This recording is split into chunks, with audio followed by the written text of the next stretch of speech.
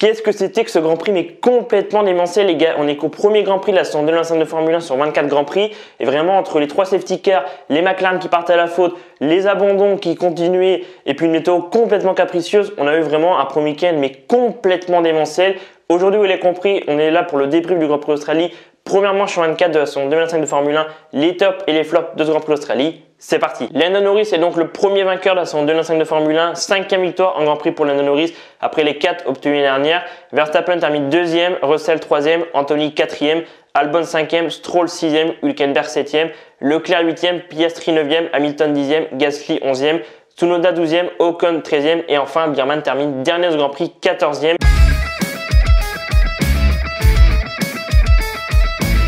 Alors avant de faire les tops et les flops, on va revenir un peu sur les moments marquants de ce premier Grand Prix de la saison 2025 de Formule 1. Au niveau des moments marquants, moi il y a quand même le début de course du tour 8 au 17. On a Norris, Verstappen, Piastri qui se battaient pour la victoire. Franchement, j'étais très surpris que Verstappen arrivait à suivre Norris. Piastri était juste derrière. Et puis au tour 17, au virage 11, Verstappen part à la faute. Piastri était à l'attaque, il voulait le doubler. Très rare de voir Verstappen partir à la faute et là virage 11 il part à la faute, du coup il repart 3e et ensuite dès que Piastri est passé Verstappen, les deux McLaren sont vraiment échappés, ils ont mis 15 secondes d'avance à Verstappen avant qu'Alonso parte à la faute au tour 34. Donc ouais, franchement les McLaren sont vraiment au-dessus du panier, même si là c'était un peu serré et que Verstappen en fin de course il est un peu revenu. Ouais, je pense que les grands prix aux McLaren vraiment ils vont être largement devant et donc au tour 44 les McLaren sont partis à la faute, l'appui est revenu, ils sont partis à la faute au même endroit. Norris clairement il a eu de la chance parce qu'il est revenu assez vite sur la piste donc il a pu très vite repartir.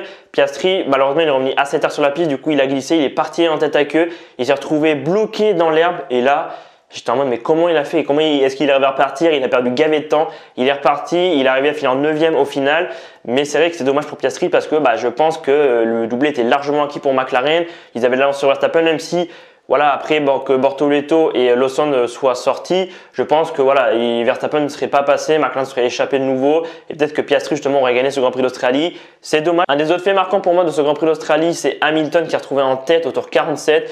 Vraiment, quand j'ai rembobiné parce que je m'étais endormi, j'ai vu Hamilton et Leclerc 1 et 2 au tour 47. Ensuite, on a Norris qui est passé Leclerc, donc Leclerc est resté deuxième quelques secondes.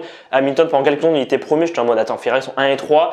Ça aurait pu fonctionner, malheureusement ça n'a pas fonctionné, c'est dommage, mais en vrai c'était quand même beau pour la symbolique de voir Hamilton premier dès son premier Grand Prix Ferrari, se retrouver en tête quelques secondes.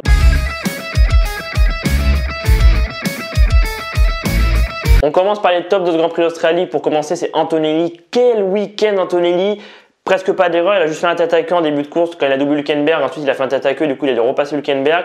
En qualification il a peut-être trop attaqué, il était trop à la limite de la voiture, du coup Bortoleto l'a éliminé en Q1, il s'est fait éliminer en Q1, il est parti 16e. Il a gagné 12 positions pendant le Grand Prix, il a fini 4e du Grand Prix, 5e normalement, mais la pénalité qu'il avait eue pour l'unsafe release a été annulée, du coup il a fini 4e juste derrière George Russell. Très bon week-end de la part de Mercedes parce qu'en finissant 4e, Antonelli il finit juste derrière Russell qui finit 3e, du coup ça fait 27 points dans le scarcelle de Mercedes, du coup ils sont à égalité au champion avec McLaren qui ont aussi 27 points puisque Norris a gagné le Grand Prix et Piastri a fini 9e, donc ça fait 27 points pour McLaren. Franchement Antonelli c'est incroyable ce qu'il a fait ce week-end, pas beaucoup d'erreurs et en plus c'est le deuxième plus jeune pilote à marquer des points juste derrière Verstappen.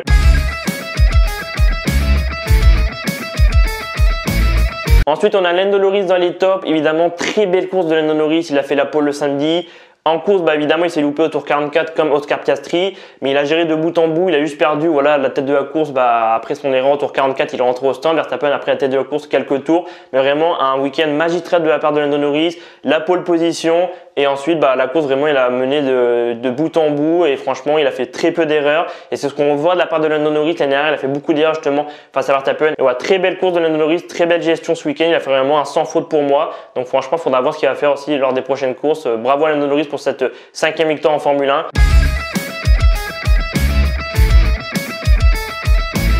Ensuite, dans le top de ce Grand Prix d'Australie, on a Hülkenberg. Alors Hülkenberg, si on les connaît, il était chez Haas l'année dernière.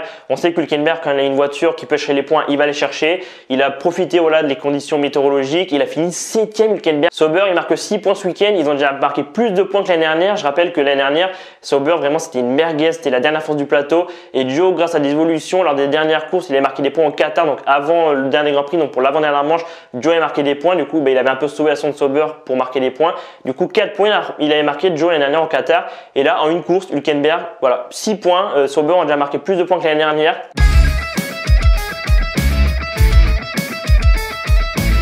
Et enfin le dernier dans ce top du Grand Prix d'Australie c'est Alexander Albon.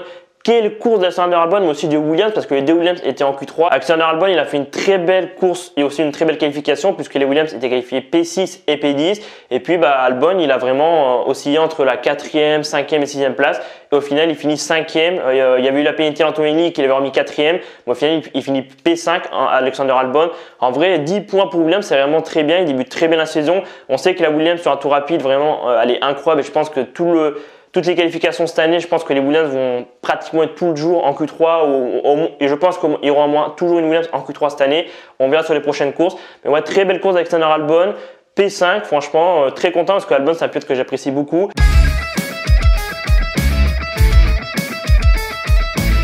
On passe maintenant au flop de ce Grand Prix d'Australie 2025. Pour moi, les premiers, c'est Haas. Vraiment, Haas, c'était catastrophique ce week-end. Je suis très déçu de Haas parce qu'au essai hivernaux à Bahreïn, ils n'ont pas trop montré le potentiel de la voiture.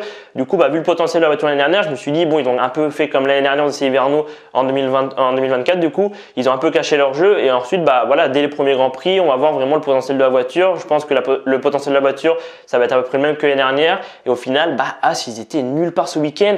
Oliver Burman, il a craché la voiture en FP1. En FP2, du coup, il n'a pas roulé. En FP3, il a mis la voiture dans le bac. Du coup, pas beaucoup de tours pendant l'essai libre pour Bierman. Bierman a fait très peu de tours pendant l'essai libre. Du coup, ça l'a pas aidé pour les qualifications. Les qualifications, il a eu un problème de boîte de vitesse. Du coup, il n'a pas pu faire les qualifications. Et puis, Esteban Ocon, il a fait du mieux que possible. Mais les Haas se sont retrouvés 19 et 20 pour le départ de ce Grand Prix d'Australie. Vraiment, je suis déçu. Après, je pense que c'est que la première course, faut pas juger trop de conclusions. Je pense qu'il y a peut-être des grands prix où là, ce sera plus performante. Voilà, faut qu'il travaille un petit peu. Comme a dit Esteban, faut qu'il travaille un peu. Ils s'attendaient un peu mieux. Ils sont un peu déçus. Il faut faut pas qu'ils perdent confiance. Faut qu'ils repartent et tout. Ils donnent tout ce qu'ils ont pour vraiment faire de belles performances comme ils ont fait l'année dernière.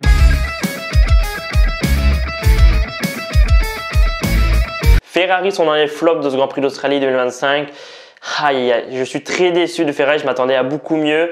Week-end vraiment compliqué pour Hamilton et Leclerc en qualification, même si les deux étaient en Q2, 7e et 8e, ils partaient en qualification. Ouais, je m'attendais à beaucoup mieux, je m'attendais que peut-être pas qu'Hamilton soit pour la pole, mais que Leclerc soit peut-être plus dans le top 3. Et puis en course, même s'ils ont tenté une stratégie assez osée, ils ont décidé de rester un tour en piste avec les pneus slick. Ça aurait pu fonctionner, peut-être que la pluie aurait pu se calmer, et peut-être que ils auraient pu finir P1 pour Hamilton, P3 pour Leclerc ou P2 et P3. Peut-être que Norris serait finalement passé avec les pneus intermédiaires. C'est dommage parce qu'ils ont pris un risque. Des fois, en prenant des risques, ça fonctionne. Là, ça n'a pas fonctionné. Ils finissent du coup 8e et 10e. Leclerc 8e et Hamilton 10e. Donc Hamilton marque ses premiers points avec la Scuderia Ferrari. Leclerc, il a fait au mieux, il a doublé Hamilton. Piastri a passé Hamilton en fin de course. Il y a même eu un petit accrochage jusqu'à Hamilton. Je vous mets une photo, a abîmé son aileron quand Piastri est passé. Il y a eu un petit contact avec la McLaren. Du coup, Hamilton avait peut-être une petite perte d'adhérence au niveau de l'aileron et tout sur la fin de course. Et puis Leclerc, il a fait du mieux possible, 8e. C'est un week-end compliqué pour Ferrari. Leclerc et même Hamilton n'étaient pas très contents. Des qualifications, il a manqué pas mal de trucs. Faut qu'ils mettent tout bout à bout. Et je pense que quand ils auront tout mis bout à bout, je pense que ça va vraiment faire très mal. Hamilton, comme il a dit, c'était vraiment une course d'apprentissage. Il va lui falloir, je pense, quelques courses pour vraiment bien se mettre dans le rythme de Leclerc et des autres. Même s'il était quand même tout le long du Grand Prix au niveau de Leclerc, derrière Leclerc ou devant Leclerc. Je pense que il va lui falloir quand même quelques Grands Prix pour apprendre tout ce qu'il y a à apprendre de la Ferrari. C'est pas une Mercedes, c'est un moteur Ferrari. Il y a pas mal de trucs à apprendre au niveau du volant qui sont différents de la Mercedes. Donc week-end compliqué de Ferrari. Pour moi, ils sont dans les flops parce que je m'attendais à beaucoup mieux de leur part et même on s'attendait, je pense tous, à mieux de leur part. Ils ont tenté à Paris, malheureusement ça n'a pas fonctionné. J'espère que dès le week-end prochain, ils vont rebondir.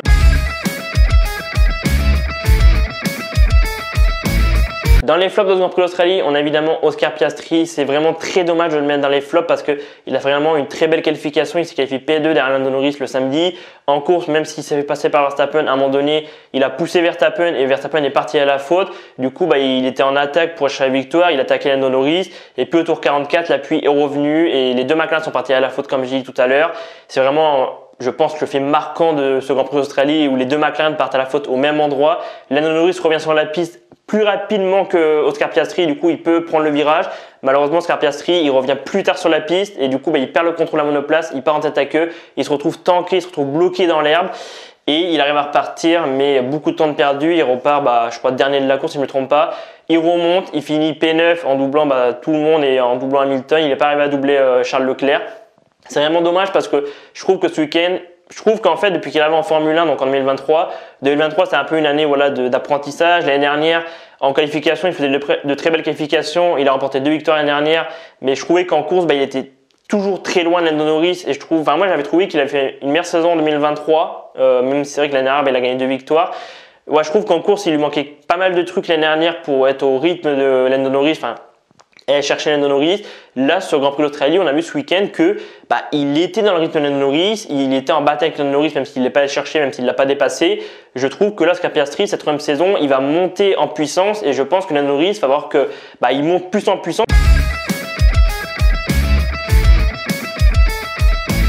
À chaque Grand Prix de la saison 2025 de Formule 1, quand je ferai les débriefs, il y aura la rubrique rookie parce que cette année, on a quand même 5 rookies qui débutent. On a aussi Lawson, même si Lawson c'est plus 3 rookies parce qu'il a déjà fait 11 Grands Prix, 12 avec celui d'Australie ce week-end. Mais voilà, je parlerai quand même de Lawson. Donc chaque week-end, voilà, je ferai un petite parenthèse, je ferai une rubrique. La performance des rookies, qui est le meilleur rookie ce week-end. Et donc ce week-end, le meilleur rookie, c'est Andrea Kimi Antonelli, qui a fini 4e de son premier Grand Prix en Formule 1. En qualification, il s'était qualifié 16e. Il a gagné 12 places pendant le Grand Prix. Même s'il y a une pénalité qu'il avait mis 5e, la pénalité a été annulée puisque Mercedes a fait appel. La FIA a donc enlevé la pénalité. Il faut faire quand même attention aux pénalités parce qu'on sait que la FIA, au niveau pénalité, des fois il met des pénalités, il les enlève, des fois il met des pénalités alors que c'est pas nécessaire. Voilà, faut quand même qu'ils respectent le règlement, que ça soit pas trop n'importe quoi qu'on a pu vouloir par le passé. Ensuite, au niveau des autres rookies, on a Oliver Berman qui finit 14e avec l'As, donc c'est le deuxième meilleur rookie. Et malheureusement, tous les autres rookies ont abandonné. Isaac Hadjar a abandonné avant que la course commence, il a abandonné pendant le tour de formation. Ça fait mal au cœur parce que vraiment, il a eu les larmes, vraiment, il restait casqué un moment. Vraiment, l'image par contre qui fait chaud au cœur, c'est le père de Hamilton, Anthony Hamilton, qui me le réconfortait. Je vous mets les photos actuellement. Vraiment, ça fait chaud au cœur de voir le père d'Hamilton venir le réconforter. On a aussi le patron de FIA, Stefano Domenicali, qui est venu le réconforter. Donc voilà, faut pas qu'il se décourage, Isaac Hadjar. Ça arrivait à de grands pilotes, comme on dit Canal+, à Alain Prost quand il était en Formule 1, même à plein de grands champions qui sont en Formule 1. Ça arrive aussi à plein d'autres pilotes. Donc voilà, faut pas qu'ils démotivent Isaac Hadjar. C'était certes son premier Grand Prix, il n'a pas pu prendre part à son premier Grand Prix, mais voilà, c'est arrivé à pas mal de pilotes, donc faut pas que ça lui reste trop en tête et qu'il reste là-dessus. Je pense que le week-end prochain, dès le Grand Prix de Chine, il va être remotivé à nouveau, regonflé à bloc. Ensuite, Gabriel Bortoleto, il a aussi abandonné, il était 13e avant d'abandonner. À ce que j'ai vu, ça n'a pas été confirmé, mais il est parti à la faute et il y a la suspension à droite qui a cédé, qui a cassé. Donc je pense qu'il y a peut-être une rupture de suspension, c'est peut-être qu'il a fait partir à la faute. Du coup, Gabriel Bortoleto a abandonné. Jack Doohan, il a plié la voiture au tour 1. Voilà, Carlos Sainz est parti à la faute et Doohan, c'est ce qui a mis la première voiture de sécurité. Attention à Jack Doohan parce qu'on sait qu'il a un peu, une épée Damoclès au-dessus de lui. On sait que Colapinto a été signé par Alpine et que Flavio Briatore, Colapinto lui a tapé l'année dernière quand il a remplacé Sargent chez Williams. Même si en fin d'année, Colapinto a cassé pas mal de voitures.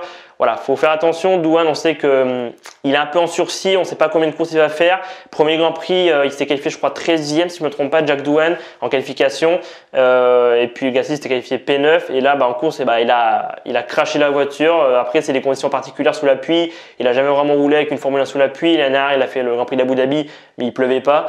Donc ouais, attention à Jack Doohan. Et enfin, on a Liam Lawson qui a abandonné avec la Red Bull, le remplaçant de Perez. Week-end un peu compliqué pour Liam Lawson. Il s'est fait éliminer dès la Q1. Il partait 18e pour le Grand Prix aujourd'hui. Et puis en course, il était dans les points. Il était P10 avant de partir à la faute. Il avait encore les pneus slick.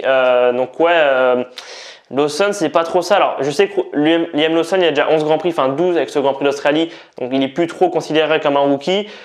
Moi, et puis je pense pas mal à le considérer aussi un peu comme un rookie parce que c'est encore un jeune pilote, qui est arrivé il y a quelques temps, même s'il a fait il a fait des courses l'année dernière et aussi en 2023 quand il a remplacé Ricciardo chez AlphaTauri en 2023 et l'année dernière chez Racing Bulls.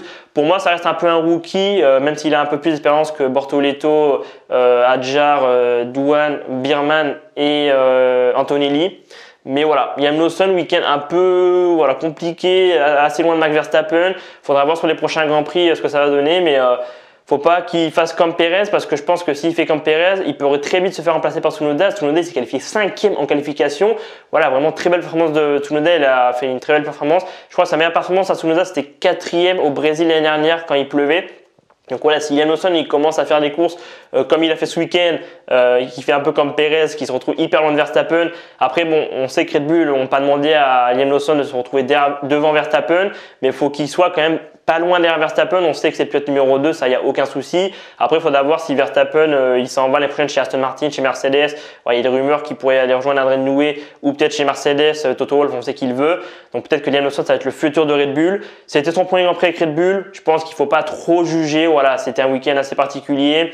La première fois avec une Red Bull. Au niveau du classement pilote, après ce premier Grand Prix de la saison, on a donc Lando Norris qui prend la tête du classement et met donc fin à 1029 jours de Verstappen en tête du classement, puisque Verstappen, avant que Norris prenne la première place ce week-end, donc la tête du classement pilote, ça faisait 1029 jours que Verstappen était en tête du classement pilote. Donc voilà, le record est fini pour Verstappen. En deuxième place, on a Verstappen, troisième Russell, quatrième place c'est Antonelli, même si là sur le classement vous voyez Albon quatrième, c'était avant qu'ils remettent Antonelli en quatrième position. Donc du coup quatrième Antonelli qui a 12 points, cinquième Albon qui a 10 points, sixième place pour Stroll 8 points, Hülkenberg septième, Leclerc huitième, Piastri 9e et enfin Hamilton. Et au niveau du classement constructeur, on a deux écuries qui sont à égalité, McLaren 27 points et Mercedes 27 points. Red Bull est troisième du classement avec 18 points, Williams 10 points, Aston Martin 5e avec 8 points, Kick-Sauber 6e avec 6 points, Ferrari 7e avec 5 points. Et enfin, on a Alpine, Racing Bulls et Haas. Aucun point pour Alpine, Racing Bulls et Haas. Je ne sais pas ce que vous avez pensé vous de ce Grand Prix d'Australie, mais vraiment, je trouve qu'on s'est régalé de bout en bout. On a eu une course vraiment démentielle, vraiment, on s'est régalé de bout en bout. Dites-moi en commentaire ce que vous avez pensé de ce Grand Prix d'Australie, de la manche d'ouverture de la saison 2025 de Formule 1, votre note par rapport à ce Grand Prix, vos tops et vos flops par rapport à ce premier Grand Prix de la saison. Ça continue dès le week-end prochain au Grand Prix de Chine. Donc, on aura une course sprint et on aura la course le dimanche. Donc, on n'aura qu'une seule séance d'essai. Donc, il faudra faire attention de ne pas faire trop d'erreurs. Je pense notamment à Bierman qui a fait quand même pas mal d'erreurs pendant les essais. Donc voilà, on verra ce week-end prochain ce que ça donne. D'ailleurs, par rapport au week-end prochain, je ne sais pas si certains ont vu, mais j'ai fait un live pour les qualifications ce week-end. Le week-end prochain, je serai aussi en live pour les qualifications le samedi et peut-être pour la course sprint. Rendez-vous dès ce week-end du coup pour la deuxième manche de la saison, le Grand Prix de Chine. Il y aura une course sprint, donc ça sera la première course sprint de l'année. Et ensuite la course le dimanche. Donc rendez-vous dès ce week-end pour la deuxième manche de la saison 2025 de Formule 1. Et j'espère qu'en tout cas cette vidéo débrief vous aura plu. Si c'est le cas, n'hésitez pas à un petit pouce bleu et à t'abonner, ça fait grave plaisir et ça permet de soutenir la chaîne pour les futurs projets qui arrivent. Et moi les gars, je vous dis à ce samedi pour la réelle des qualifications du Grand Prix de Chine. C'était Alban. Prenez soin de vous les gars. À très vite.